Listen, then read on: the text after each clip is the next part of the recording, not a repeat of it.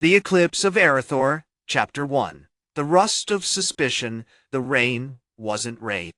It was a viscous, charcoal-gray fluid that clung to everything, the crumbling stone of Athelgard, the rusted iron of the Arathorian Guard, even the slick hair of Captain Theron Stonehand. It smelled of dust and something older, something fundamentally wrong, like the breath of a tomb. And it was falling, relentlessly, mirroring the descent of the darkness. For 70 days, the sun had simply gone. Not set, not hidden by storm clouds. Vanished. Replaced by a pervasive, absolute blackness that clung to every surface, leeching warmth and hope with equal measure. The Kingdom of Arathor, once a bastion of golden rule and unwavering faith, now huddled within the shattered remains of its capital, a gray, shivering monument to lost glory. Theron, a man carved from granite and hardened by years of service, gripped the hilt of his ancestral blade, Dawnbreaker, the steel feeling cold and useless against the oppressive dark. Around him, the remaining Arathorian guards were a picture of grim determination, their faces pale in the gloom, their armor coated in the viscous rain. They were a shadow of the proud force they once were, worn down not just by the Star Eater's influence, but by the escalating paranoia that had gripped the kingdom. It began subtly. Whispers. Accusations. The elves of Silverwood, nestled high in the Dragonspine Mountains, were blamed for the disruption of the ley lines, for channeling the very magic that fueled the sun. Then came the Orcs of the Vanguard, their savage raids against the border settlements amplified with a twisted justification, a claim that the humans were attempting to siphon the last vestiges of the sun's power for their own selfish ambitions. Theron's predecessor, King Alaric, had been a rational man, but his assassination, attributed to elven treachery by the increasingly hysterical council, had unleashed a torrent of bloodshed. "Captain," a voice rasped, coming from Sergeant Bram, his face gaunt and streaked with grime. "Scouts report increased activity near the Black Mire. They believe they think it's the Nightborne." The Nightborne, the last remaining bastion of the elven race, they had retreated deep into the Silverwood, building labyrinthine fortresses of living wood and weaving spells that seemed to warp reality itself. They hadn't engaged directly in the conflict, but their unsettling silence, their rumored mastery of shadow magic, had fueled the Arathorians' suspicion. "Dispatch a scouting party," Theron ordered, his voice tight. "But keep them small. We can't afford to lose any more men to whispers and accusations." Meanwhile, across the ravaged plains of the Black Mire, Warchief Vorlag Stonefist surveyed the scene with a grim, reptilian satisfaction. The endless rain had transformed the mire into a choking swamp, a perfect haven for the encroaching darkness. The Orcish Vanguard had been busy, not with noble defensive actions, but with the brutal, efficient dismantling of any settlement that dared to oppose them. And according to the reports from his scouts, they were doing so with unnerving ease. "The humans are weak," Vorlag growled, his voice a rasping rumble. "They cling to their light, their beliefs. They are easy prey." He adjusted the grip on his massive obsidian axe, Stormbreaker, an instrument of primal power forged in the heart of a dying volcano. The axe thrummed with a low, resonant energy, a miniature reflection of the growing chaos in the world. And the elves, they are even more frustrating. They hide, they observe, they manipulate. They are like shadows, and shadows feed on fear. Vorlag wasn't driven by simple conquest. The Star Eater was changing everything. The land was withering, crops failing, animals dying. The very fabric of existence seemed to unravel with each passing day. Vorlag believed the answer lay in understanding the nature of this darkness, and he suspected the humans, with their zealous faith, and the elves, with their ancient wisdom, held a key. But trust was a luxury he couldn't afford. Deep within the ancient Silverwood, Archmage Lyra Moonshadow watched the chaos unfold through a network of magically attuned crystals. The Silverwood's veil of protection, usually a shimmering tapestry of arcane energy, was fraying, overwhelmed by the sheer scale of the darkness. The Council of Elders, the ruling body of the Nightborne, were divided. Some advocated a desperate offensive, believing they could use their mastery of shadow magic to directly confront the Star Eater. Others, like Lyra, argued for observation, for gathering knowledge. "The heart of the Eclipse grows stronger," Lyra murmured, her fingers tracing patterns on the crystal. "Its influence is not simply draining the light. It's consuming the memories. The songs of the old world, the stories of our ancestors, they're fading." She detected a surge of energy, a rhythmic pulsing originating from the shattered peak of Mount Hyjal, a place of immense magical significance, long considered lost to time. "I am detecting a concentration of power there," she announced, her voice tight with urgency. "A presence, something ancient, something terrible." It was a horrifying realization. The source of the eclipse was not merely a disruption of the natural order, but a deliberate act, an entity of staggering power, nesting within the heart of the world. And she feared with a chilling certainty that the warring factions of humans, orcs, and elves were unwittingly rushing towards a confrontation with a horror beyond their comprehension. The Eclipse of Arathor, Chapter 2, echoes in Obsidian. The air in Lyra's observation chamber thrummed with a low, unsettling resonance, a byproduct of the Star Eater's influence. The crystals, once shimmering with vibrant blues and greens, pulsed with a sickly bruised purple, mirroring the darkening skies. Outside, the silverwood was choked by a creeping frost, the leaves of its ancient trees turning brittle and gray. The silence was not peaceful, but heavy, laden with the weight of lost memories. Suddenly, a jarring clang echoed through the chamber, followed by the frantic shout of Master Kalen, the Council's most senior geomancer. "Archmage! The ground! It's shifting!" Lyra reacted instantly, drawing upon her own arcane reserves. A shimmering barrier of silver light sprung up around them, revealing a horrifying tableau. The meticulously crafted floor of the chamber, inlaid with hundreds of intricately carved quartz crystals, was fracturing, revealing a swirling vortex of obsidian black energy beneath. Within it, fragmented images flickered, a battle fought on a windswept plain, the silhouette of a colossal, spider-like form, the desperate faces of long-dead warriors. The vortex pulsed with a ravenous hunger, attempting to pull the chamber and everything within it into the consuming void. "It's feeding on the echoes," Lyra breathed, her voice strained. "The Star Eater isn't just draining the light, it's consuming the memories bound to this location. Hyjal? It's a nexus of immense magical power, and it's actively trying to erase it." As she spoke, a guttural roar ripped through the chamber, shaking the very foundations. Warchief Grook Stonefist, leader of the Ironfang Orcs and the vanguard of the Horde, burst through the silver barrier, followed closely by his imposing warband. They were a grim sight, clad in blackened steel and adorned with crude, rune-etched axes, their faces grim and hardened by weeks of relentless battle. "Moon Shadow," Grook bellowed, his voice a gravelly rumble. "We've tracked the source. The darkness, it originates from that peak. We've been hacking at its webs for weeks, driving back the shadows, but it's not enough. The beast grows stronger with each stolen sunrise."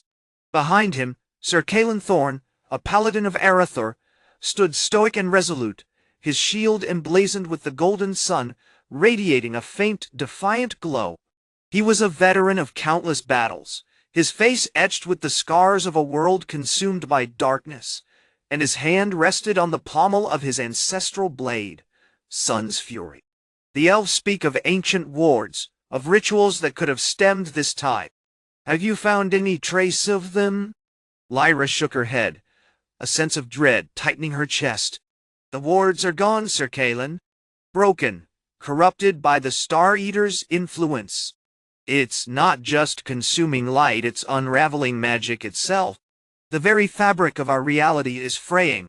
Just then, a crystalline chime announced the arrival of Ambassador Alara Nightsong, a representative of the High Council of the Silverwood, her movements graceful and precise, even in the midst of the chaos.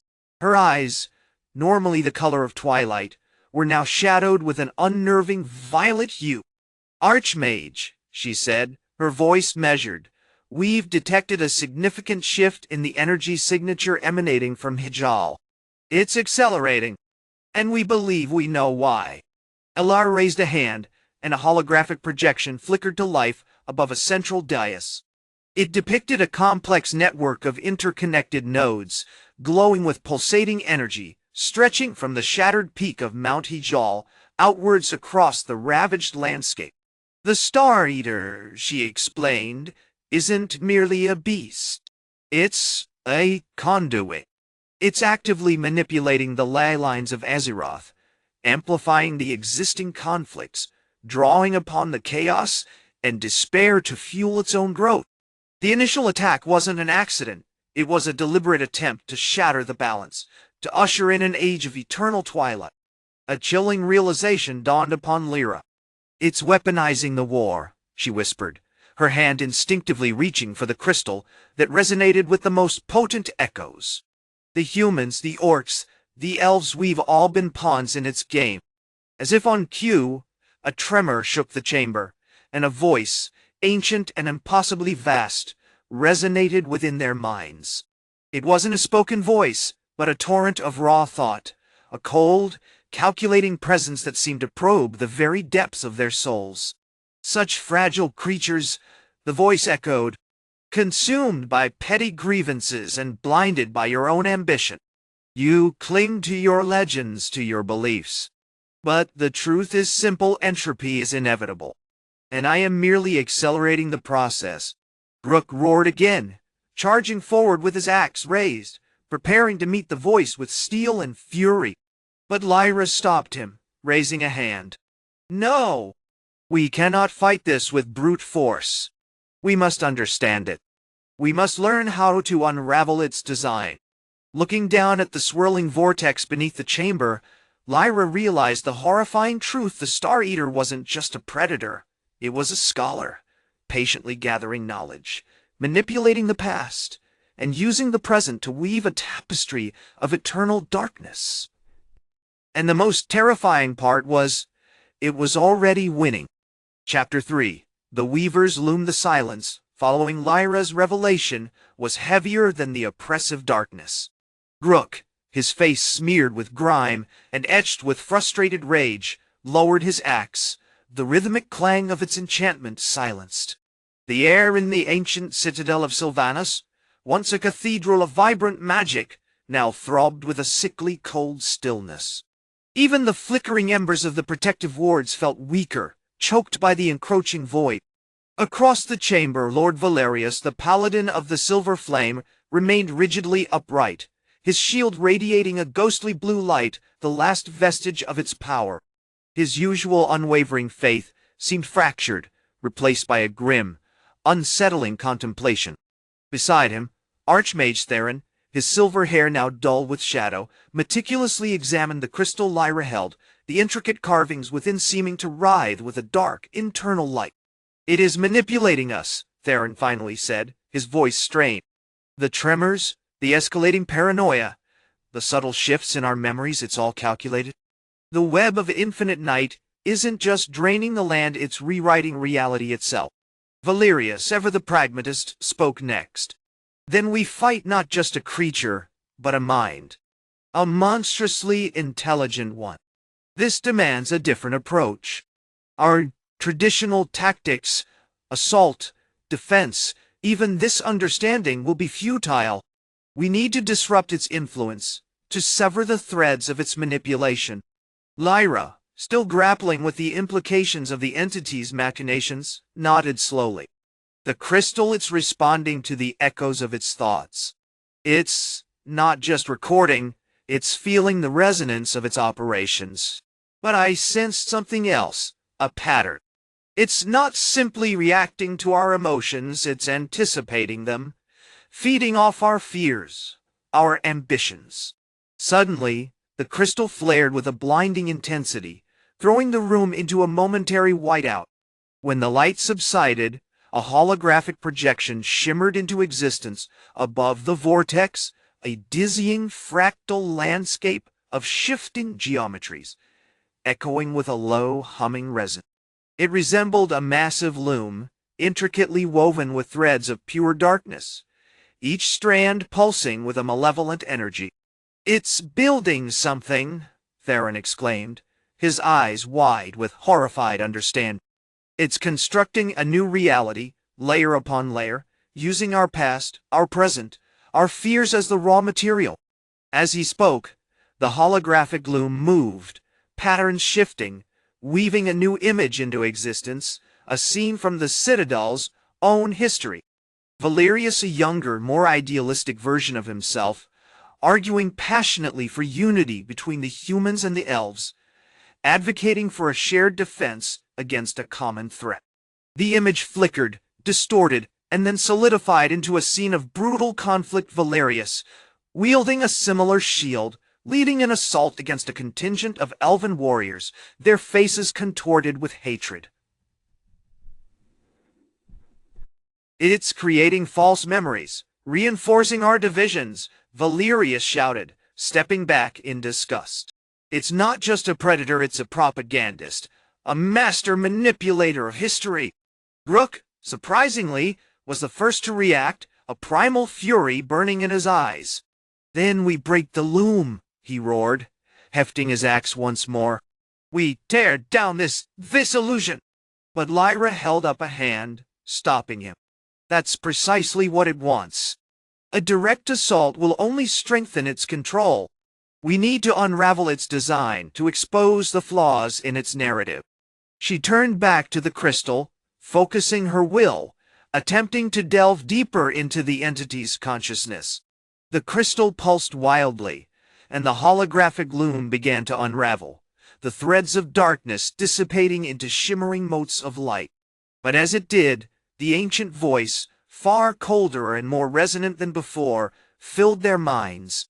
"Your efforts are amusing," it intoned. "You believe you understand my purpose. You perceive a weaver, but you miss the grand design. I am not merely constructing illusions, I am refining. I am distilling the essence of chaos, separating the threads of order. Your kingdoms, your beliefs, your wars, they were simply obstacles. Now, they are components." The holographic loom solidified once more, now displaying not a single scene, but a chaotic tapestry of countless moments from their combined histories, the rise and fall of empires, the birth of religions, the moments of greatest love, and the darkest betrayals. It was a horrifying kaleidoscope of suffering, ambition, and regret, all meticulously arranged and amplified. "Look," the voice whispered, and suddenly, each of them, Valerius, Theron, Grook, and even Lyra, saw flashes of their own memories, not as they remembered them, but as they had been remembered by the Star Eater. Their triumphs were twisted into arrogance, their sacrifices into self-serving acts, their hopes into crushing disappointment. "It's feeding off our regrets," Lyra gasped, clutching the crystal, struggling to maintain her composure. "It's taking the pain and twisting it into power." The realization slammed into them with the force of a physical blow. They weren't fighting a monster, they were battling a reflection of themselves, a grotesque embodiment of their collective failings. And the Star Eater, the architect of this nightmare, wasn't just consuming their world, it was consuming their souls. Chapter 4. The Loom of Echoes. The silence after the revelation was thicker than the suffocating darkness. The holographic loom pulsed with an unnerving, sickly green light, cycling through the chaotic tapestry of interwoven memories. Valerius, the Paladin of Arathor, felt a tremor beneath his faith, a fundamental cracking in the bedrock of his convictions. Had spent his life dedicated to righteous war, to purging corruption, to upholding the light. Now this distilled despair, This mirroring of his own perceived nobility threatened to unravel him entirely. "It's not just observing, Gruk," the war chief of the Iron Horde rumbled, his voice a low growl that seemed to vibrate through the very stone beneath their feet. "It's learning. It's absorbing our anger, our fear, our failures. It's becoming stronger with every shard of regret it collects." He gripped his blackened axe, skull splitter, tighter, the runes etched into its head glowing with a malevolent red light, an echo of the Star Eater's influence. Theron, the Archmage of the Nightborne, was the most visibly affected. The normally serene composure that radiated from his elven features had fractured. His eyes, normally pools of ancient wisdom, were wide with a horrified fascination, darting across the swirling images on the loom. "The scale of it," he whispered, his voice strained. "It's not just collecting individual regrets, but the weight of history. Every betrayal, every lost love, every missed opportunity, it's all being amplified, woven into a pattern of immense, agonizing power." Lyra, the youngest of the quartet, was trembling violently, her hand still clutching the pulsating crystal. The visions had been the most intense for her, a torrent of unfiltered emotion that threatened to drown her. I saw myself," she choked out, her voice barely audible above the rhythmic thrum of the loom. "Not just the moments of bravery, but the moments where I hesitated, where I doubted. It wasn't just showing me my flaws, it was feeding on them. It was intoxicating." Suddenly, the tapestry shifted. The images became sharper, more defined, focusing on a particularly resonant moment: Valerius' disastrous campaign against the southern tribes, a clash fueled by prejudice and overconfidence. Instead of a scene of valiant defense, the loom showed him, arrogant and dismissive, ordering the annihilation of a village suspected of harboring traitors. The faces of the dead flashed across the screen: innocent men, women, and children. But now, interwoven within the horror, was a subtle manipulation, a darkening of his intent, a silent amplification of his own hubris. "It's not just remembering our failures," Valerius said, his voice thick with disbelief. "It's warping our memories. It's twisting the truth to make us believe we were always flawed." Gruk shifted, a guttural growl rumbling in his chest. "It's testing us. It's seeing if we will succumb to the darkness within." He raised Skull Splitter, his eyes burning with a newfound, chilling intensity. "If we allow ourselves to be consumed by our regrets, then it truly wins." Theron, recovering slightly, began chanting in the ancient tongue of the Nightborne, drawing upon the arcane energies of their people. The room filled with a shimmering blue light, attempting to disrupt the loom's influence, to cleanse the corrupted memories. But the loom resisted, responding with a barrage of fragmented images, a desperate plea from a fallen human soldier, the heartbroken lament of an elven queen, the brutal screams of an Orcish chieftain. Each vision was a deliberate injection of pain, a calculated assault on their resolve. "We are fighting an illusion of ourselves," Theron shouted, struggling against the flow of energy. "The Star Eater isn't interested in destroying us, it's interested in proving that we are already broken." As he spoke, the holographic loom solidified further, revealing a new image: a colossal, skeletal hand reaching out from the tapestry to grasp at Valerius. It wasn't a physical touch, but a psychic intrusion, a whisper of doubt echoing in his mind. "You sought to save your people, but you were driven by fear. You sought to punish your enemies, but you were blinded by hatred. You sought to be a hero, but you were a fool."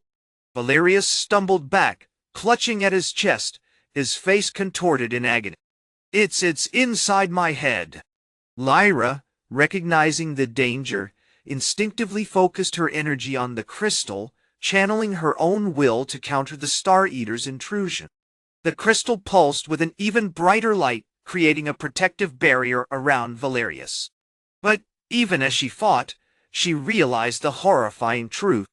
The Star Eater wasn't just trying to corrupt their minds, it was attempting to become them. It wasn't merely weaving a tapestry of echoes, it was weaving a tapestry of selves. And in this moment, surrounded by the swirling chaos of their past and their potential futures, they understood with chilling clarity the Eclipse of Arathor wasn't just about a stolen sun. It was about the theft of their souls. Chapter 5. The threads of becoming the silence following the Star Eater's initial projection was thicker than the perpetual twilight, charged with a dread that clung to the very stone of Mount Hyjal. Valerius, pale and trembling, remained shielded by Lyra's pulsating crystal, the light a fragile dam against the relentless tide of the Star Eater's influence. Theron, ever pragmatic, was frantically examining the crystal's structure, muttering about resonant frequencies and harmonic disruption. "It's a parasitic influence," he declared finally, wiping sweat from his brow. "It's not feeding on our fear, it's growing from it. The tapestry isn't just a reflection, it's a living thing, actively constructing versions of us based on our deepest anxieties and regrets." The realization hung heavy in the air, punctuated by the mournful howl of the wind, a sound now laced with an unsettling quality, as if the mountain itself was weeping. The holographic loom, still suspended in the center of the chamber, shifted subtly, the skeletal hand receding, replaced by a fragmented image of Valerius as a child, weeping over his father's death. The whisper returned, fainter this time, but undeniably present. "You failed him. You always will." "We can't fight this," Lyra said, her voice strained.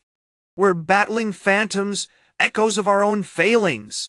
"It's exhausting, draining exhaustion is precisely what it wants, Grondar," the Warchief of the Horde rumbled, his massive frame stepping forward.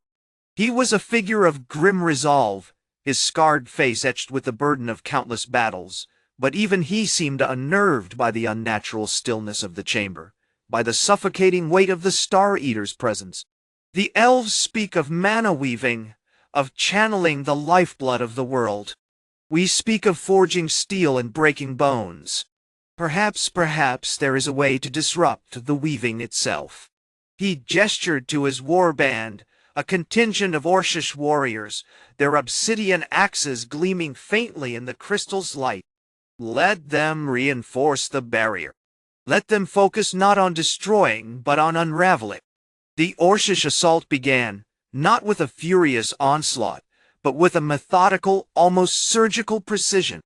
Each warrior, guided by Grondar's instructions, focused their energy, a raw, primal power, honed through generations of brutal conflict, not on the crystal, but on the very fabric of the holographic loom. They channeled their rage, their guilt, their every regret into rhythmic strikes against the shimmering threads of the tapestry. As they struck, the images within the loom twisted, fragmented, and dissolved. The skeletal hand recoiled, screaming silently as the thread snapped, and the holographic projection of Valerius' childhood grief flickered and vanished.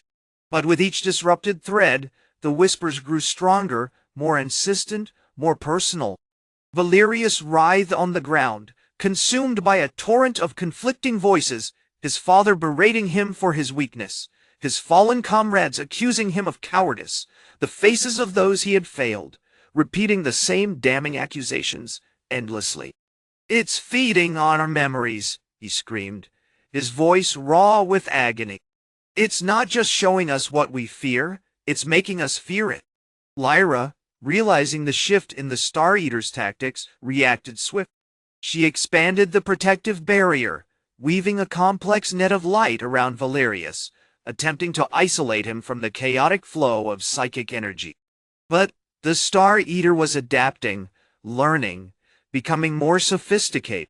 The barrier pulsed erratically, its light dimming, strained by the sheer volume of influence. Suddenly, Theron shouted, "The crystal! It's resonating with the echoes. The loom isn't just reflecting our fears, it's amplifying them, using them as a conduit."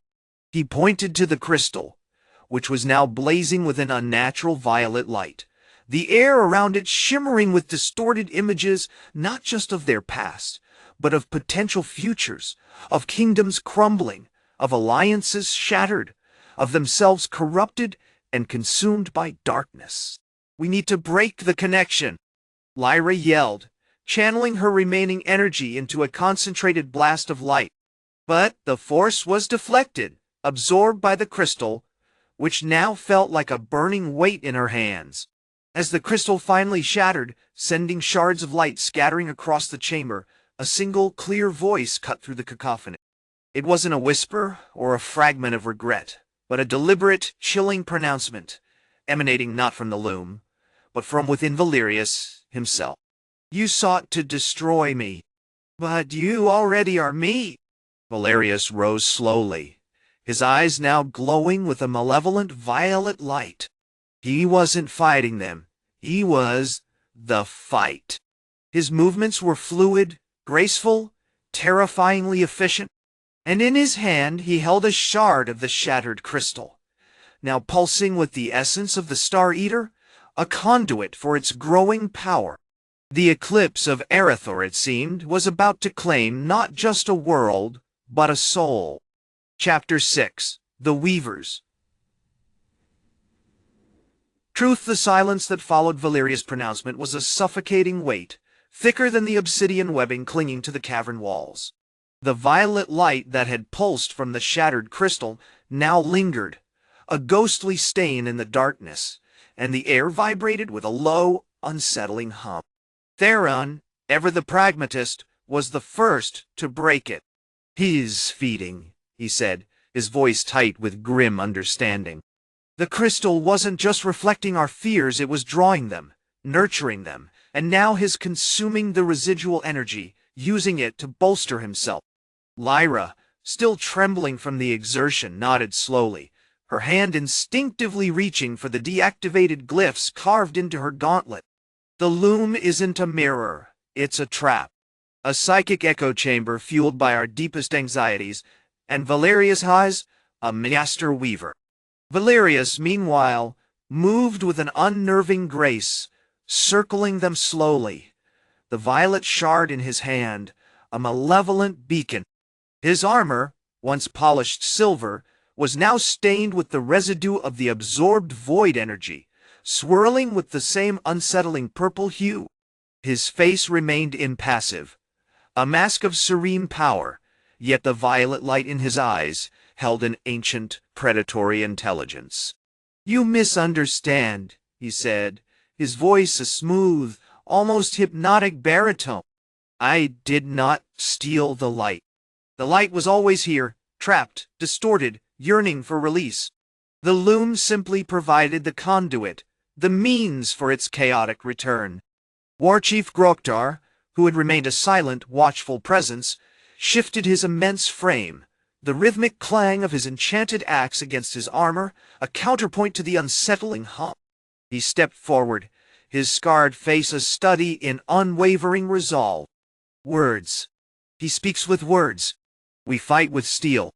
Before Groktar could launch an attack, Valerius raised a hand, and a tendril of the violet energy snaked out, wrapping around the warchief's axe.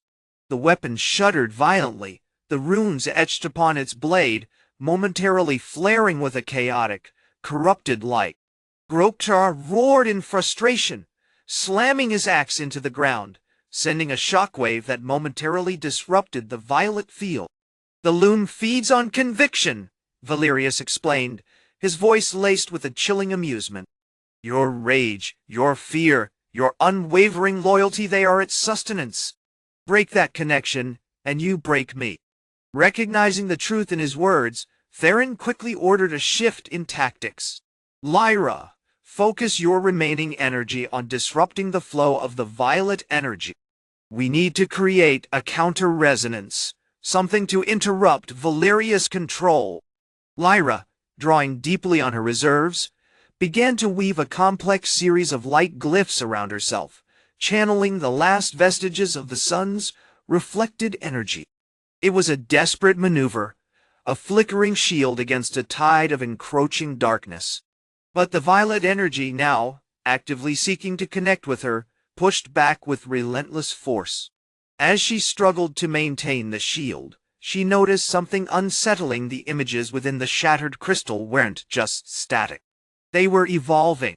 Not just futures of destruction, but fragments of Valeria's own past, interwoven with scenes of the loom's creation, of the fall of ancient civilizations, of the very first whispers of the Star Eater's influence. Suddenly, a voice, not Valeria's, echoed within her mind, a young, terrified boy, clutching a broken toy, witnessing a scene of unimaginable horror. It was a memory, undoubtedly, but one that felt manufactured, deliberately injected into her consciousness. "As not just drawing on our fears," she gasped, staggering back. "He's rewriting our memories, creating narratives. He's shaping us to his will." Just as she finished speaking, the violet energy around Valerius intensified, coalescing into a shimmering hand that reached towards her. Before she could react, Grokter, driven by a primal surge of rage, charged forward, his enchanted axe cleaving through the violet tendril with a brutal, echoing strike. The blow connected, sending a blinding pulse of light and shattered crystal shards outward.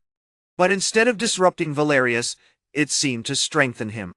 The violet energy around his hand flared with increased intensity, and the images within the crystal shifted, showing a horrifying tableau. Grokter, not as a fierce warchief, but as a young, frightened boy, lost and alone in the endless dark. Valerius smiled, a genuinely terrifying expression. "You sought to defeat me with brute force," he said, his voice resonating with the full power of the loom.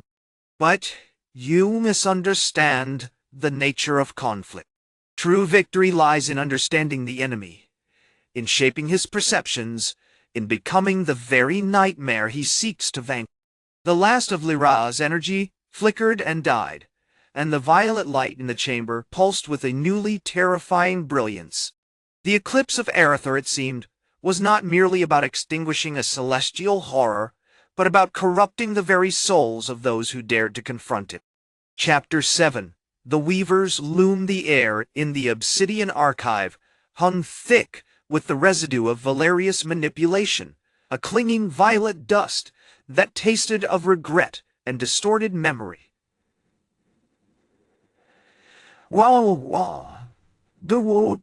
Lyra lay slumped against the colossal crystal, her body drained, her spirit fractured. The chamber, once a bastion of knowledge and potent arcane energy, now felt like a mausoleum for lost intention. Valerius, radiating a cold, unsettling beauty, paced slowly before the shattered remnants of the loom, a structure that had once represented the nexus of all magical weaving across Azeroth. Now, it was a fractured ruin, pulsating with violet energy that seemed to anticipate his every move. He wasn't a creature of rage, as Grokter had instinctively reacted to, but a being of unsettling calm, a master manipulator who understood the terrifying power of narrative. "You fear not the entity's power," he continued, his voice a silken whisper that seemed to penetrate the very bone, "but the weakness of your beliefs. You cling to notions of good and evil, of light and darkness, comforting illusions designed to limit your understanding. I offer you truth, a reflection of the chaos that underpins all existence." He gestured towards Grokter, who remained rigid, axe still raised, his face a mask of simmering fury. "Your warchief's grief, his rage, it's a powerful weapon, yes, but it's also a vulnerability. He believes he's fighting for his people, for the survival of the Horde, but I can show him that he's merely a pawn in a much larger, far more insidious game." Before Grokter could respond, a low rumble echoed through the archive, followed by the distinct click of polished stone upon polished stone. Hyjal, her face etched with grim determination, stepped forward, flanked by several of the Elven Guardians. They carried shimmering spears, tipped with solidified starlight, a desperate last-ditch defense. Valerius, Alara's voice was resonant, laced with the ancient authority of the Nightborne. You claim to offer truth, but your truth is a cage, designed to trap the minds of mortals. We've observed your actions. You are feeding on the anxieties of the dying world, amplifying the fears of the Arathori, the Orcs, the Elves, twisting them into weapons against each other. A fascinating observation, Valerius responded, a faint, sardonic smile playing on his lips. But you mistake my influence for control. I merely provide the raw materials, the chaos, the doubt, the desperation, and your people, brilliant as you are, willingly construct their own narratives. The Eclipse of Arathor is not a conquest, it's a symphony of suffering, orchestrated by the collective will of a terrified race. We will not be puppets, Groktar bellowed, the force of his voice shaking the archive. He lunged forward, axe raised, aiming for Valerius' hand. But Ilara intercepted him with a spear, the starlight-tipped blade momentarily disrupting the violet energy surrounding the entity. Valerius didn't flinch. He simply raised his hand again, and this time the violet light coalesced into a swirling vortex, pulling in fragments of the shattered loom and projecting them directly into Groktar's mind. The Warchief roared in agony, clutching his head as visions assaulted him, not of past battles or tribal skirmishes, but of his childhood, of a lonely boy scavenging for scraps in the desolate wastes, of his father's brutal death, of the endless cycle of violence that had defined his life. You were never a warrior, Valerius whispered, his voice now laced with a profound sadness. You were a child, cursed with a legacy of rage. You seek to protect your people, but you are driven by a primal fear, the fear of being alone, of being forgotten. As Groktar's convulsions subsided, a strange calm settled over him. The fury in his eyes had dimmed, replaced by a haunting, almost childlike vulnerability. He lowered his axe, his expression a mixture of confusion and profound sorrow. What have you done? He stammered, his voice barely a whisper. I've shown you the truth, Valerius replied, his smile widening. The truth that you are not a hero, but a prisoner. And now I can begin to shape your narrative, to guide your actions. Suddenly, a voice, hesitant and strained, spoke from behind Alara. It was Master Alaric, the Arathori strategist, a man known for his icy pragmatism and unwavering loyalty to the Kingdom of Arathor. Wait, he said, his voice filled with a chilling realization. He's not just attacking our beliefs, he's attacking us. He's draining our resolve, our faith, our memory of who we are.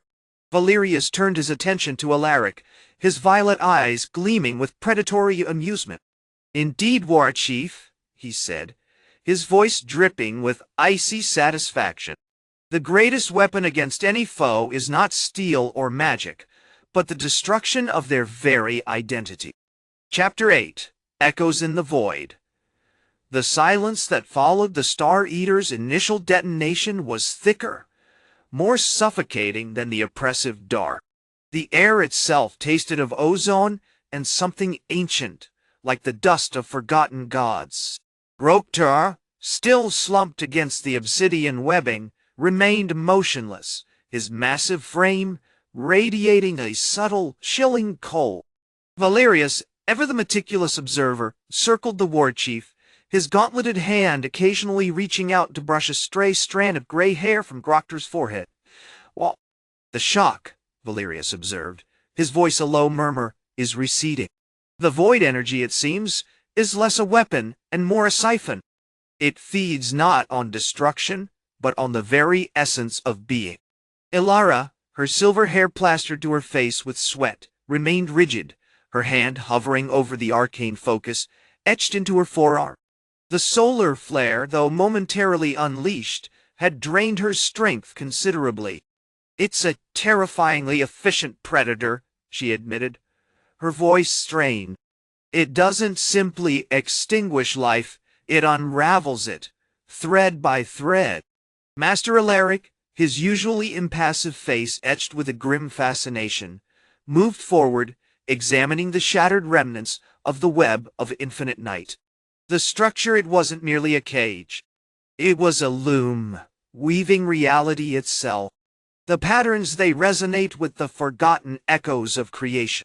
He carefully collected a shard of obsidian, turning it over in his hands, his weathered fingers tracing the faint, swirling line. This isn't a monster born of malice, but a fragment of a reality that devoured its own light. Roktar stirred, a low groan escaping his lips. He pushed himself up, swaying slightly, his eyes, once burning with the fury of the Horde, now held a disconcerting blankness. What did you break?" he asked, his voice rough, laced with a confusion that deepened the sadness Valerius had planted. Valerius stepped forward, his expression softening marginally. "We shattered a nightmare, Warchief. A nightmare that threatened to consume not just our world, but all existence." He offered Grokter a hand, and surprisingly, the Warchief took it, his massive hand closing around the Paladin's with surprising gentleness. "You fought with a ferocity born of desperation, a righteous rage. But rage, my friend, is a fleeting weapon against an entity that feeds on despair." The elders, they spoke of a Star Eater, a cosmic horror that hungers for the light. Alaric interjected, his voice quiet but resonant. "Legends whispered of a time before the Sundering, when these beings stalked the heavens, consuming entire galaxies. We dismissed them as myths, remnants of a primitive faith." "The myths," Valerius corrected, "were not myths. They were warnings. And we, blinded by our own biases and petty grievances, were about to heed them too late." He gestured to the pulsing, multifaceted eyes of the Star Eater, now revealed in stark detail against the jagged peaks of Mount Hyjal. "This is not a beast to be slain, but a wound to be healed. A tear in the fabric of reality that needs to be mended with understanding, with cooperation, with truth." A tense silence descended again. The rhythmic dripping of condensed moisture from the obsidian webbing echoed in the vast, dark chamber. Elara, struggling to regain her strength, began to chant in the ancient tongue of the Nightborne, weaving a protective ward around the three leaders, a shimmering circle of blue light, pushing back the encroaching void energy. Suddenly, Grokter spoke again, his voice gaining a flicker of recognition. "The Sky Father, he promised us strength. He promised us victory." Valerius sighed, a touch of weariness creeping into his tone. "The Sky Father offered you a delusion, Warchief, a comforting lie to shield you from the harsh realities of your world.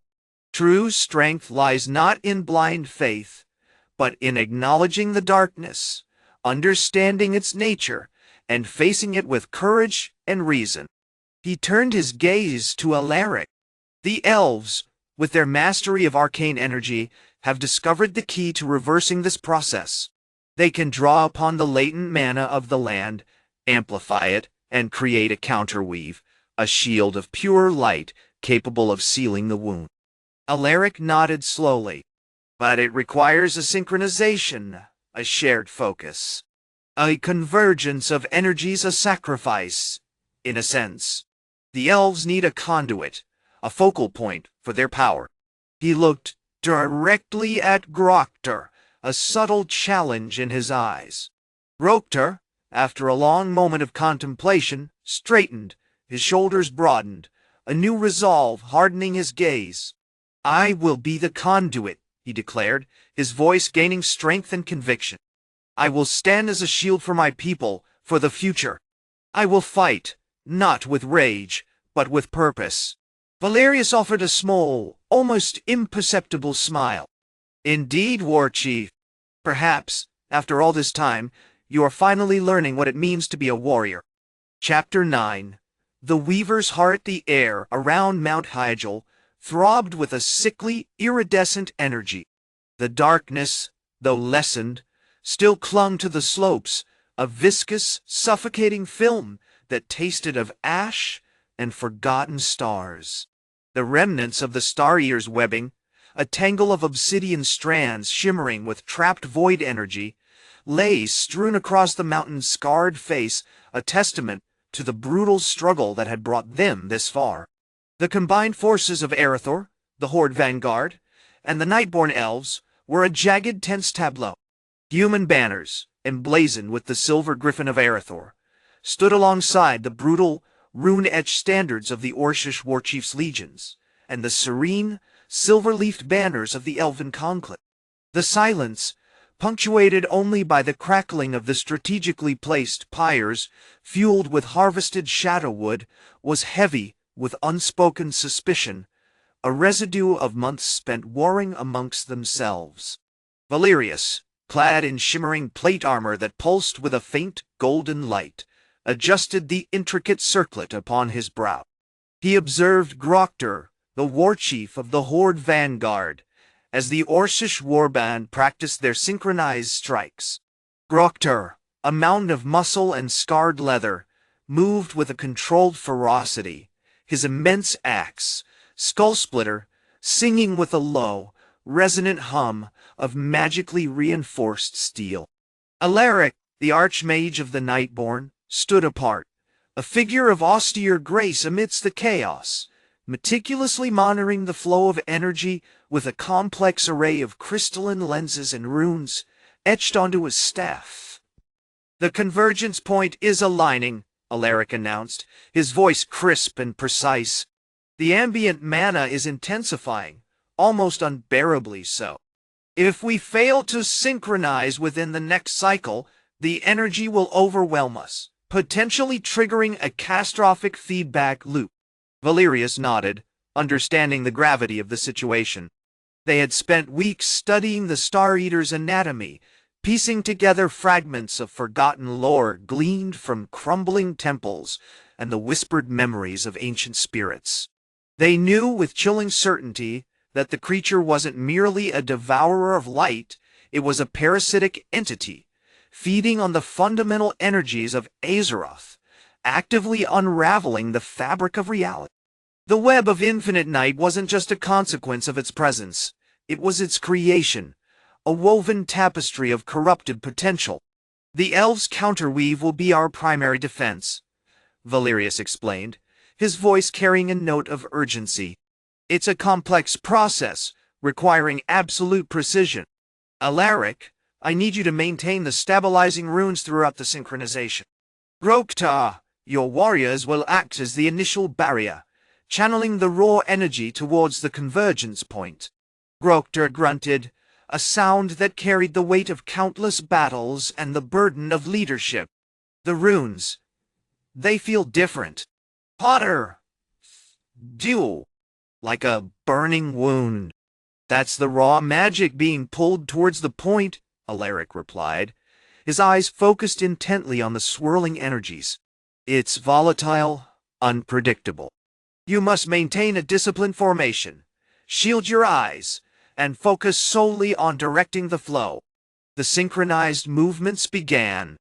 The Human Paladins, forming a concentric circle around the summit, raised their shields crafted from a rare obsidian-like metal imbued with holy energy reflecting the oppressive darkness back towards the Star Eater's monstrous form. The Orcish warriors, a wall of steel and fury, moved in a carefully choreographed pattern, funneling the energy from the earth, amplified by the runes, towards the shimmering nexus located at the very heart of the mountain. Alaric, his face pale with concentration, chanted in the ancient tongue of the elves, his voice a clear, resonant tone that seemed to vibrate within the very stone. The crystalline lenses of his instruments glowed brighter, projecting intricate patterns of light onto the surrounding air. Slowly, painstakingly, the counterweave began to take shape, a swirling vortex of pure incandescent light, rising from the convergence point, pushing back against the encroaching darkness. Suddenly, Grokter spoke again, his voice gaining a flicker of recognition. "The Sky Father, he promised us strength. He promised us victory." Valerius sighed, a touch of weariness creeping into his tone. The sky, Father, offered you a delusion, Warchief. A comforting lie to shield you from the harsh realities of your world. True strength lies not in blind faith, but in acknowledging the darkness, understanding its nature, and facing it with courage and reason. He turned his gaze to Alaric. The elves, with their mastery of arcane energy, have discovered the key to reversing this process. They can draw upon the latent mana of the land, amplify it, and create a counterweave, a shield of pure light capable of sealing the wound. Alaric nodded slowly. But it requires a synchronization, a shared focus, a convergence of energies, a sacrifice, in a sense. The elves need a conduit, a focal point for their power. He looked directly at Grokter, a subtle challenge in his eyes. Grokter, after a long moment of contemplation, straightened, his shoulders broadened, a new resolve hardening his gaze. "I will be the conduit," he declared, his voice gaining strength and conviction. "I will stand as a shield for my people, for the future. I will fight, not with rage, but with purpose." Valerius offered a small, almost imperceptible smile. "Indeed, Warchief. Perhaps after all this time you are finally learning what it means to be a warrior." Chapter 10. The Convergence. The air in the great hall of Silverwood hummed with a strained energy, a palpable tension woven with the residual magic of the recent skirmishes. Sunlight, a fractured, sickly orange filtering through the stained glass windows depicting the fall of the stars, cast long, distorted shadows across the faces of the assembled council. Valerius, the Human Paladin, stood with his hands clasped, radiating a quiet authority that seemed to quell the restless energy of the gathered throng, a collection of elven mages, hardened Orcish warriors, and weary human knights. Across from him, Grokter, Warchief of the Vanguard Horde, shifted restlessly, the crimson of his scarred armor a stark contrast to the shimmering silver of the elven architecture. Alaric, the Archmage of the Nightborne, observed the scene with a detached intensity, his violet eyes radiating an unnerving power. The urgency in Valerius' voice had been a slow, deliberate building. They had been wrestling with the implications of Alaric's discovery for 3 days now, 3 days since the revelation that the Star Eater wasn't merely a monstrous entity, but a wound in reality itself, a festering void consuming light and light. The reverse weave, as Alaric called it, was their only chance. "The theoretical models are confirmed," Alaric stated, his voice a resonant chime. "The web of infinite night isn't just a passive drain, it's actively feeding. The Star Eater is drawing upon the essence of Azeroth, attempting to unravel the very fabric of creation. Our counterweave won't simply block the void beams, it will actively disrupt the flow, creating a localized zone of stability, a pocket of light." He gestured to a complex projection shimmering above the stone floor, a holographic representation of the web itself, pulsating with a sickly violet luminescence. "The precision required is significant. We've identified a node of considerable mana concentration within the heart of the wormwood, an area saturated with the residual energy of the first dragons. We need to channel this energy through Grokter, utilizing his physiology as a conduit." A murmur rippled through the assembled ranks. The idea of a warchief, a creature synonymous with primal rage and unrelenting violence, becoming a focal point for such delicate arcane manipulation, was met with skepticism, primarily from the more traditionally minded elves. "Explain further," Grokter demanded, his voice a low rumble, carefully controlling the impatience that always threatened to erupt from his core. "This conduit, it is a dangerous proposition. To willingly subject oneself to such raw, volatile energy, it is a calculated risk," Valerius interjected smoothly. "The elves' analysis suggests that Grokter's unique physiology, his resilience, his enhanced vitality cultivated through generations of warrior training, creates a natural resonance with this chaotic energy. It's not about forcing magic upon him. It's about harmonizing with it. Alaric stepped forward, his presence radiating a cold, almost unnerving grace. The synchronization requires absolute focus. Each of us human, elf, and orc must contribute a portion of our own energy to the weave. This isn't merely about channeling Grokter's strength, it's about creating a trinity of power, a confluence of intent aimed at stabilizing the wound. He turned to Valerius. The circle of Aegis will provide the initial shield, reflecting the Star Eater's energy back upon itself, creating a momentary disruption. The Orcs, with their brutal efficiency, will be crucial in maintaining the pressure, disrupting the Weaver's movements, and buying us the time we need. His gaze lingered on Groktar. And you, Warchief, you will be the anchor.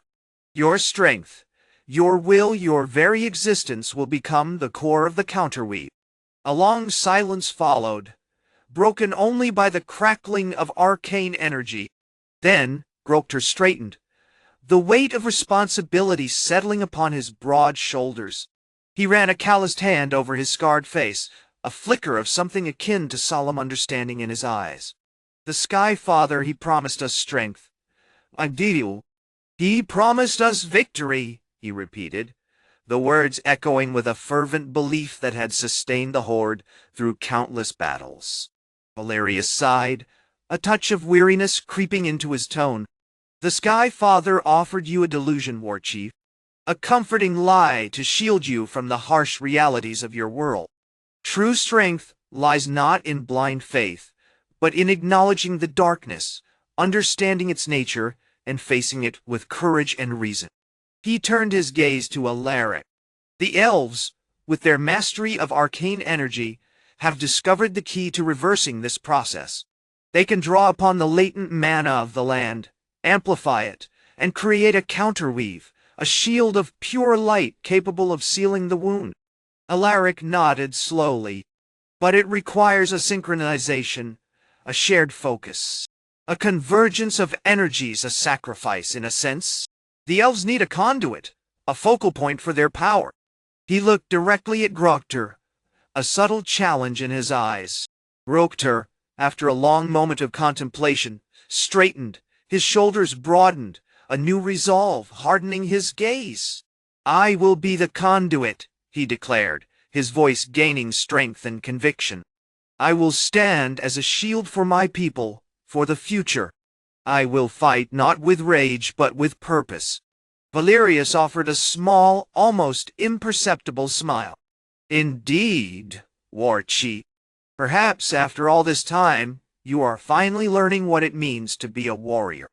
Chapter 11. The Heart of the Weaver. The air on Mount Hyjal was a brittle, suffocating thing. It tasted of dust and something older, something fundamentally wrong. The lingering residue of the Star Eater's hunger. The web of infinite night clung to the mountains, flanks like a malignant fungus, shimmering with an oily blackness that seemed to absorb sound and light. The once vibrant, snow-capped peaks were now a jagged charcoal silhouette against a bruised twilight sky. The three armies, a brutal tapestry of steel, leather, and bone, moved with an unsettling purpose. The Human Vanguard, clad in burnished steel and bearing the banners of the Arathor kingdom, formed a disciplined square, their holy shields radiating a faint, pulsing blue light. Behind them, the Orcish Horde, a tide of muscle and fury, relentlessly hacked at the obsidian webbing, their axes imbued with runes of frost and shadow leaving trails of smoking fissures. The Nightborne Elves, a silent, ethereal presence, flowed through the heart of the attack, their movements fluid and precise as they channeled raw arcane energy, preparing for the final desperate assault. Valerius, his face grim beneath his helm, maintained a steady hand on the reins of his warhorse, Thunderstrike. He observed Groktar with a critical eye, a complex mixture of respect and suspicion warring within him. The Warchief, despite his initial reluctance to join the alliance, had proven to be a formidable warrior, his strategic mind a sharp counterpoint to the impulsive tactics of his horde. Yet, Valerius remained wary. The blind faith Grokter had once held, the unwavering devotion to the Skyfather, was a dangerous thing, particularly in the face of a cosmic horror. The synchronization is nearing completion, Alaric announced, his voice tight with concentration. He stood within a meticulously constructed circle of arcane stones, the air around him shimmering with violet energy. He was leading the elven mages, a dozen of them, in their delicate process of weaving the counterweave. Their hands moved in a complex dance, manipulating strands of pure mana, drawing upon the mountain's dwindling life force to build their shield. The flow is unstable, Lyra, one of the most senior elven mages, reported, her brow furrowed. The Star Eater's influence is corrupting the land's natural rhythms. It's fighting us, disrupting our concentration. Then we must be more forceful, Grokter barked, his voice resonating with a raw, primal power. Increase the channeling. Push it harder. Valerius intervened, his voice firm, but measured. Hold, T. Overexertion will shatter the weave before it's complete. We're dealing with something ancient, something profoundly powerful. Rushing headlong into chaos will only amplify the danger. Grokter turned his dark, implacable gaze on the paladin. You question my strength, Valerius? I have weathered storms that would have broken lesser warriors. I will not falter now. I question your judgment, Valerius corrected, his hand instinctively resting on the hilt of his holy blade, Dawnbringer. This isn't a battle of brute force. We are attempting to unravel a wound in reality itself. A controlled, calculated approach is paramount. The tension in the circle thickened, palpable as the growing darkness. The Star Eater, sensing the nearing completion of the counterweave, pulsed with increasing intensity. The black webbing writhed, twisting into grotesque shapes, and the air crackled with corrupted energy.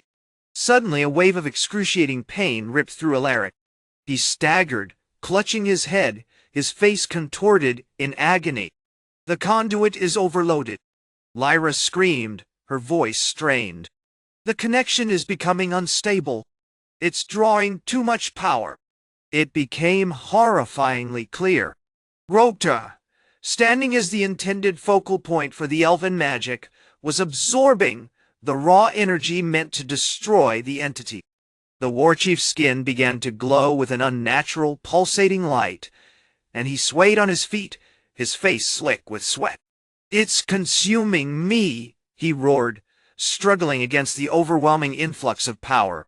The Skyfather, he is answering. Valerius saw an opportunity, a perilous one. He charged forward, Dawnbringer raised, and delivered a devastating blow to Grokter's chest. The Paladin's blade, blessed by the gods of light, cleaved through the Warchief's armor, piercing the corrupted energy field.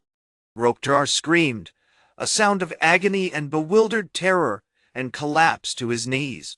As the Warchief fell, the flow of energy abruptly shifted. The violet light around Alaric stabilized, and the elven mages continued their work, now with renewed focus. The counterweave solidified, forming a shimmering sphere of pure light that hung suspended above the entity's nest. It's working! Alaric exclaimed, a triumphant smile spreading across his face. We're containing it! But the Star Eater, wounded and enraged, reacted with a terrifying display of power. It unleashed a torrent of void beams, targeting the shimmering shield with pinpoint accuracy. The counterweave flickered, strained, and began to unravel at the edges. The Aegis is failing! One of the human shield-bearers shouted, his voice barely audible above the roaring of the entity. We're losing the battle. Chapter 12. The Scarred Aegis. The air above the nest of the Star Eater thrummed with a discordant energy, a chaotic symphony of void fire and desperate magic. The initial triumph, the cessation of the warring nations, the horrifying revelation of the beast's true form, had curdled into a frantic race against annihilation. The shimmering sphere of the counterweave, once a beacon of hope, now pulsed with an erratic, sickly green, reflecting the sickly light of the Star Eater's eyes. The circle of Aegis, a ring of human paladins and devout warriors, held the line with grim determination. Their holy shields, once radiating a steady, brilliant white, were now scarred and flickering, the protective runes etched upon them bleeding violet as the void beams relentlessly hammered against them. Men fell, their cries swallowed by the monstrous roar of the Star Eater, bodies absorbed into the obsidian webbing that snaked across the mountainside like venomous vines. The relentless assault of the creature's beams was physically agonizing, each impact a searing brand on the soul, draining warmth and hope. Reinforcements! We need reinforcements! Sergeant Kalen's voice, strained and ragged, cut through the chaos. The human forces, though disciplined and unwavering, were being systematically pushed back, their numbers dwindling with each passing moment. "Hold the line, Sergeant!" Valerius bellowed. Dawnbringer held high, deflecting a particularly vicious wave of violet energy. The paladin felt the blades sing with divine power, a desperate counter to the raw, chaotic force of the Star Eater. "This shield, it's not designed for this. It's a reflection, not a prison." Across the counterweave, Alaric paced with a restless urgency, his silver hair whipped around his face by the winds born of the entity's rage. The elven mages, their faces etched with fatigue and a growing dread, continued their efforts, desperately weaving threads of concentrated mana. The original focal point, the source of their power, was still absorbing the raw energy, now violently expelled by the Star Eater.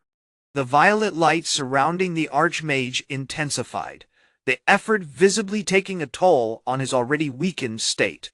His breaths came in ragged gasps, and beads of sweat plastered his robes to his skin. "The Ho is corrupted," he gasped, his voice strained. The Sky Father's response isn't pure. It's tainted with the Star Eater's essence.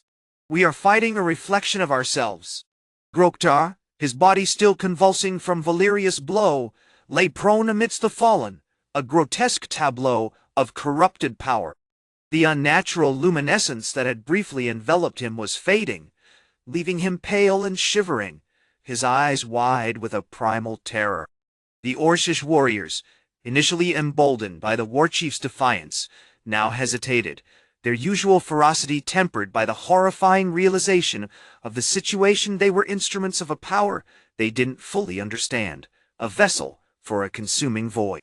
He is dying, Borak, Groktar's second-in-command, said, his voice low and filled with grim acceptance. The Sky Father's light, it's not burning the darkness. It's feeding it. Suddenly, a wave of nausea swept over Alaric. He stumbled, clutching at the counterweave for support, and nearly lost his footing. "Something's happening," he cried, struggling to maintain his focus. "The weave, it's destabilizing. It's rejecting our control." He looked to Valerius, his eyes pleading. "The Warchief, here's the key. His connection to the Sky Father. It's amplifying the Star Eater's influence."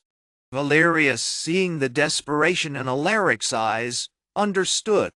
He turned his attention back to Groktar, who was now whimpering in pain, a choked gurgle escaping his lips. The violet light around the Warchief intensified exponentially, swirling into a vortex of raw energy.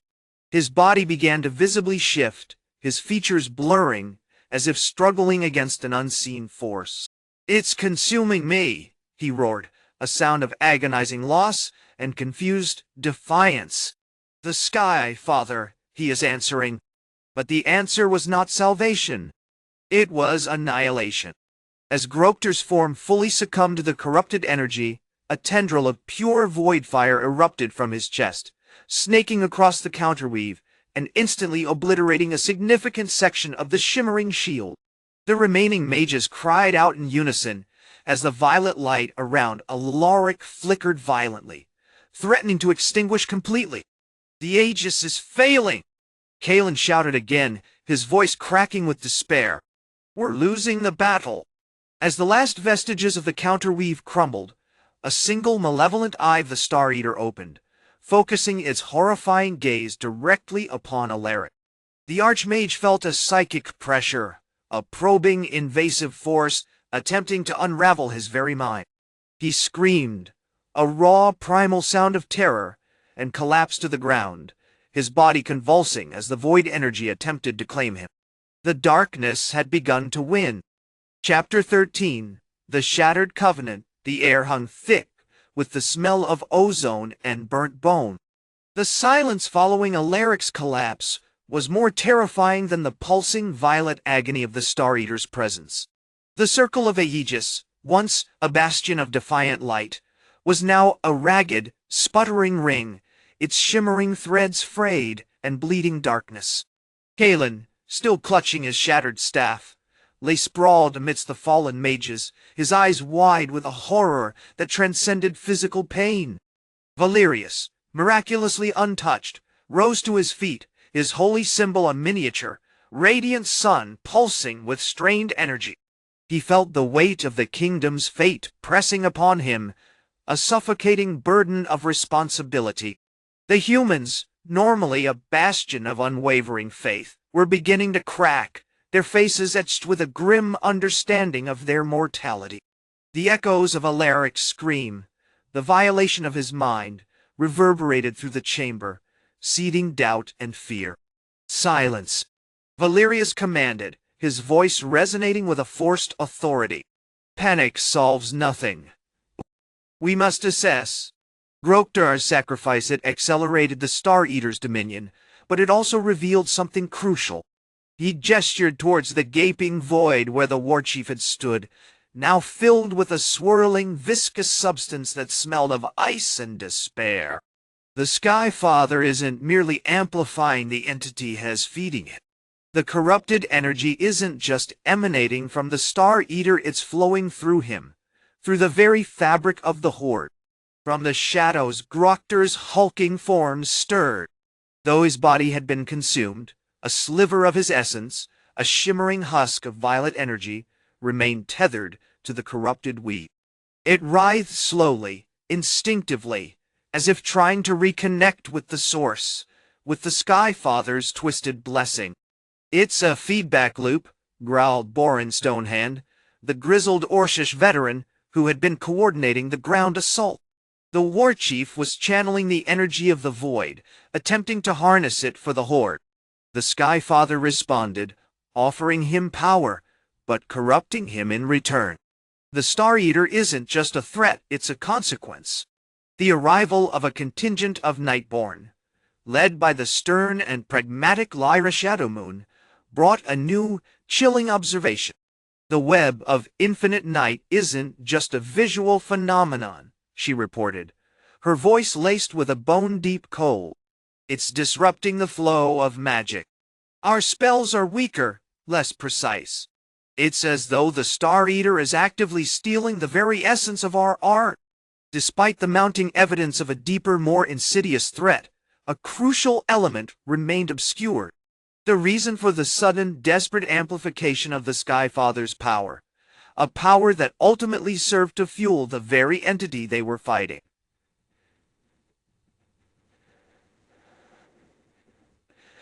Derry Arwen Dees were fighting. Then a voice, ancient and weary, cut through the chaos. The truth lies in the silence. It was Eldrin Silverleaf, the oldest of the Elven Archmages, his face a roadmap of centuries spent studying forgotten lore. He was seated upon a moss-covered stone, seemingly unaffected by the surrounding devastation. His eyes, the color of twilight, were fixed on a point beyond the swirling void energy. For millennia, Eldrin began, his voice a gentle rasp, the Star Eater has been a dormant seed, a consequence of a cataclysmic ritual performed by the first elves. A ritual intended to bind the energies of creation, to forge a weapon against a greater darkness. But the ritual was flawed. It didn't just contain the darkness, it amplified it, creating a resonance, a point of vulnerability. The Sky Father, in his desperate attempt to protect Azeroth, unwittingly amplified that resonance. He paused, taking a deep, measured breath. The ritual demanded a conduit, a focal point for the raw magical energy. Grokter, in his misguided attempt to appease the Sky Father, unwittingly provided it. The Star Eater wasn't stolen, it was invited. A collective gasp swept through the assembled forces. The realization, horrifying in its simplicity, hung heavy in the air. They hadn't just been fighting a monster, they had been participating in its creation. A tragic testament to the hubris of the gods and the destructive nature of unchecked fate. The Aegis, Valerius said, his voice now tinged with grim determination, must be rebuilt. Not as a shield of faith, but as a conduit, a siphon. We need to redirect the corrupted energy, to starve the Star Eater of its source. The task was monumental, terrifying even. But as the first rays of a newly emerging sun, tentative and pale, pierced through the darkness, the three armies, battered but not broken, prepared to make their final stand. The fate of Azeroth and perhaps all of existence rested upon their shattered covenant. Chapter 14. The Obsidian Heart. The silence after the Star Eater's detonation was more terrifying than the screams of the Void Beast itself. It wasn't the absence of noise, but a heavy, expectant stillness, punctuated only by the crackling of the remaining embers of their combined magic, and the ragged breaths of the assembled warriors. The air, thick with the scent of ozone and something ancient, something profoundly wrong, clung to their lungs. Mount Hyjal, once a jagged testament to the world's raw geological power, was now a landscape sculpted entirely by the Star Eater's influence. Obsidian webbing, thick as a man's torso, draped across the slopes, pulsating with a sickly gray light. Twisted, petrified trees drained of all color, clawed at the darkening sky. The ground itself seemed to writhe with a subtle, unsettling vibration. Valerius, his silver armor dulled with soot and grime, surveyed the devastation with a grim satisfaction. The Aegis, once a shimmering halo of holy light, was now a shattered ring of polished steel, each plate etched with intricate runes of binding and protection. It was a far cry from the original, a monument to their desperate, flawed understanding. "The initial siphoning is working," he announced, his voice hoarse but firm. "The corrupted energy is flowing through the rings, diminishing the web's reach. But it's a trickle, we need to increase the flow." Warchief Kael'thas, his scarred face illuminated by the flickering light of the still-burning axes of his warband, grunted his agreement. His Orcish warriors, the Iron Fang, were a brutal, efficient machine. They continued their relentless hacking at the obsidian webbing, their enchanted axes, blessed with the resilience of mountain stone and imbued with the raw fury of the storm, carving deeper and deeper into the creature's lair.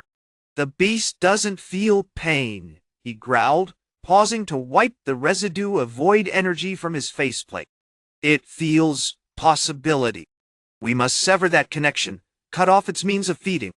Archmage Lyrea, the most powerful of the Nightborne, stood apart, her slender form radiating a pale, ethereal light. She was meticulously adjusting the arcane conduits she had erected around the Aegis, her hands moving with a speed that seemed to defy the laws of physics. "The flow is erratic," she murmured, her brow furrowed in concentration. "The Star Eater isn't merely a single entity.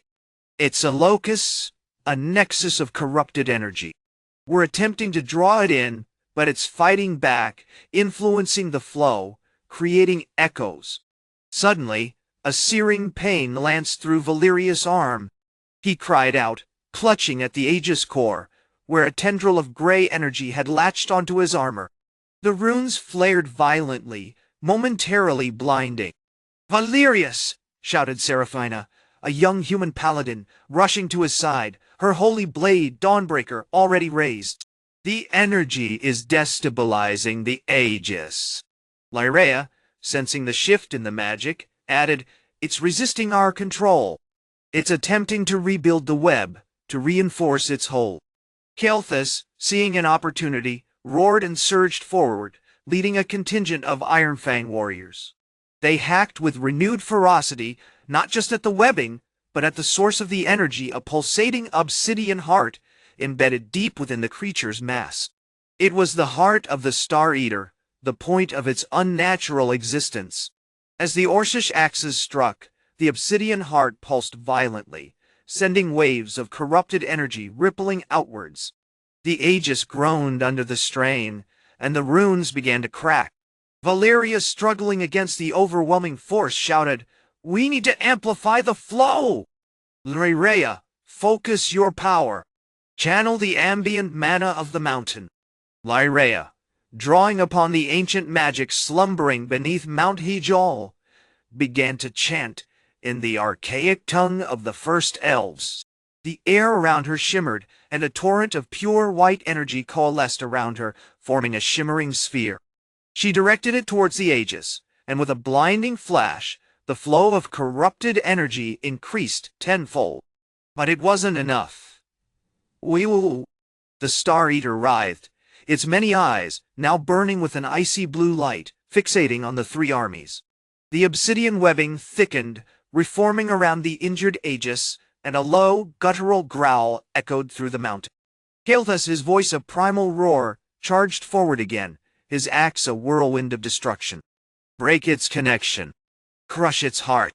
Just as he was about to reach the heart, a tendril of gray energy lashed out, wrapping around his arm, attempting to drag him into the void. He wrestled with the force, his face contorted in agony, but the connection was too strong. Then a voice, clear and resonant, cut through the chaos. "The echoes!" Lyrea screamed, her voice laced with terror. "It's not just feeding on the energy of the Aegis. It's feeding on us! Our memories, our hopes, our fears, it's weaving them into the web." As she spoke, Valerius felt a chilling certainty creep over him. He saw flashes of his past, his childhood, his oath, his grief, distorted and corrupted, swirling within the gray tendrils surrounding him. He realized, with horrifying clarity, that the Star Eater wasn't just a monster, it was an embodiment of despair, a reflection of every shadow within their souls. And it was winning. Chapter 15. The echoes. The air in the cavern of Mount Hyjal was thick with the stench of ozone, and something older, something profoundly wrong. The once vibrant blue luminescence of the elven runes, painstakingly carved into the obsidian walls, pulsed weakly, choked by the oppressive darkness. The web of infinite night, woven by the Star Eater, wasn't merely a barrier, it was a viscous, sentient thing, actively corrupting the very stone beneath their feet. Kael'thas, his arm a cage of gray tendrils, staggered back, clutching the wound where the energy had seized him. The pain was not merely physical. It was a dissolution of self, a fracturing of his memory. He fought with a desperate, almost animalistic fury, swinging his storm blade, a whirlwind of silver against the suffocating darkness.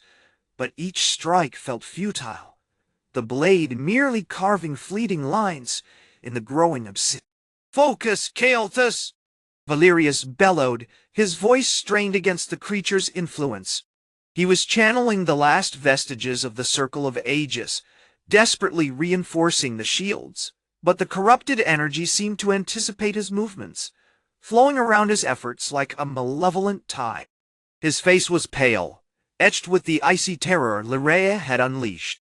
"It's not just the shields," he gasped. "It's us. The Star Eater isn't simply draining our magic, it's consuming our identities." Lyrea, her silver hair plastered to her forehead, was frantically scanning the cavern with her arcane sight, the dim light of her amulet flickering with a frantic silver glow. "The web, it's not just a prison. It's a loom.